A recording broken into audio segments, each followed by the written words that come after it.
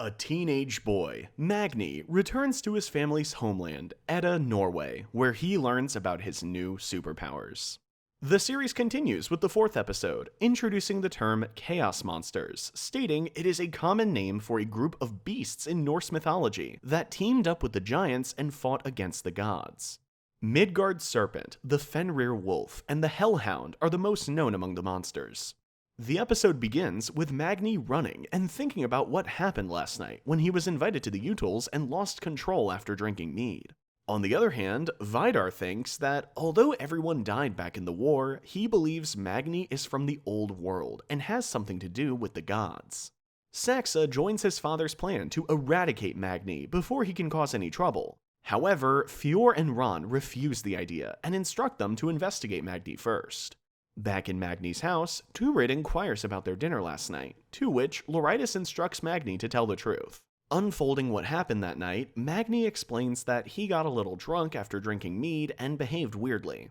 Turid shows her concerns about Magne, but Loridus calms her down, stating that it is not a big deal that Magne drank too much. To understand mead, Magne searches it online and finds several pictures of a man holding a hammer in his hand. Magne witnesses the man is getting his powers from a woman who moves her hand over his forehead. Seeing this, Magne recalls when Wenche did the same action after Magne arrived in Edda. The following day, Turid heads her way to Ron's office and inquires if she has served mead at the dinner to the boys. According to her, it is strictly illegal to serve alcohol to minors. After warning Ron not to underestimate her kind-hearted son, Turid leaves the school. When Magne believes that the situation has some connection with Wenche, he heads his way to the supermarket, where he investigates Wenche about what's going on.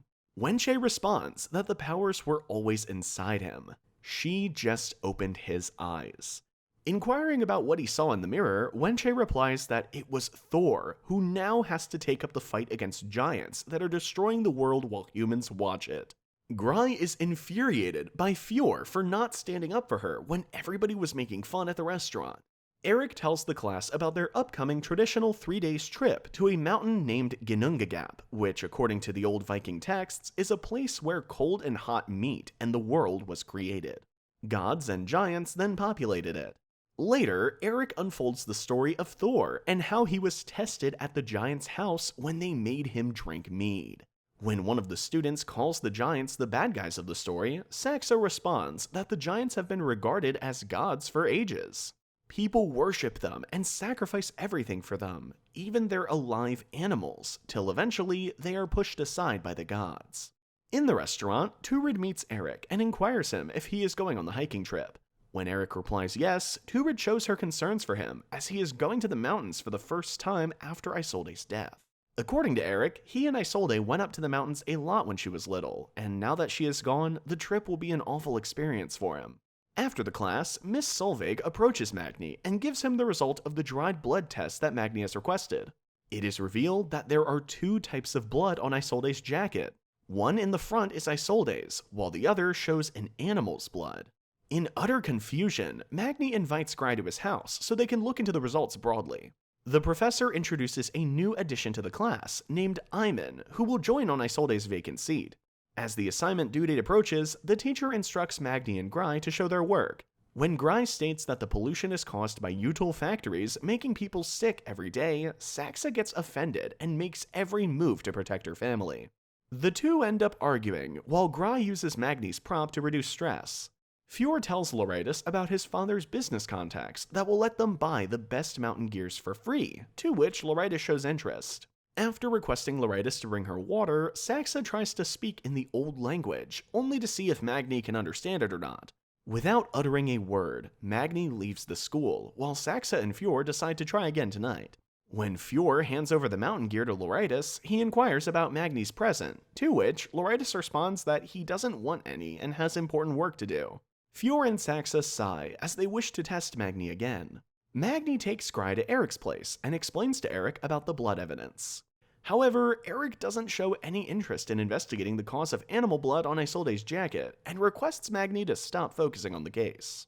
As Ron is bathing in the milk, Vidar arrives and decides to kill Magne. However, Ron wants no mess in the small town where people are curious about everything. After a discussion, both agree on murdering Magne after it is proved that he is from the old time.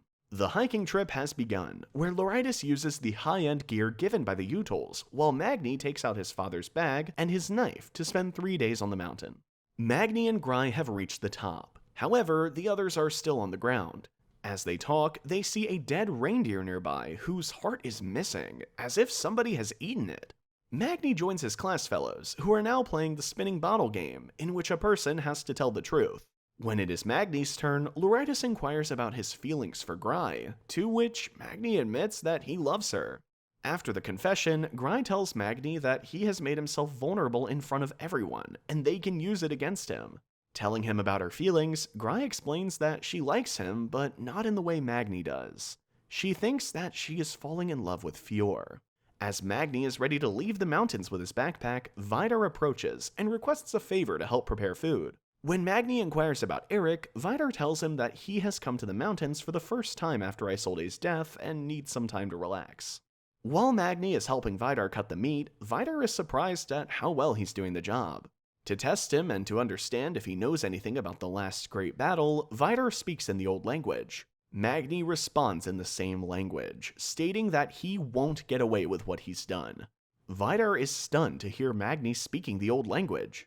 As Eric is wandering on the mountain, remembering his memories with Isolde, he comes across Isolde's water samples and her phone.